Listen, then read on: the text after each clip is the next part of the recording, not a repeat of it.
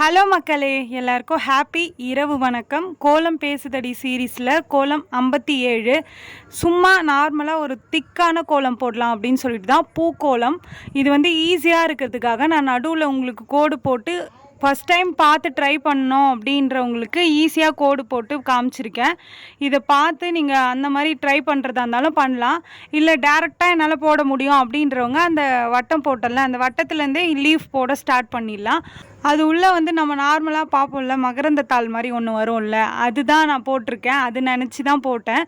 அப்புறம் வந்து விளக்கு மாதிரி ஒரு டிசைன் போட்டு அதில் வந்து பூ வரா மாதிரி பூ பூத்து இருக்கா மாதிரி பூவில் வந்து மேலே வந்து செம்பருத்திக்கெலாம் வரும்ல அந்த மாதிரி போட்டிருக்கேன். இது வந்து ஏற்கனவே இந்த மாடல் வந்து ஏற்கனவே போட்டிருக்கேன். ஆனால் வந்து உள்ளே போட்ட மாடல் வந்து வேறு.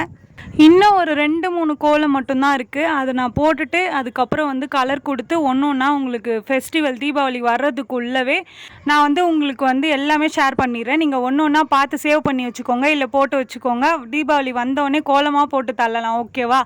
ஓகே மக்களே, இந்த வீடியோ உங்களுக்கு பிடிச்சிருந்தா மறக்காமல் சுந்தருமா ஜெயந்தி சேனலை சப்ஸ்கிரைப் பண்ணிக்கோங்க. இந்த கோலம் பிடிச்சிருந்தா இந்த வீடியோவுக்கு லைக் பண்ணிக்கோங்க.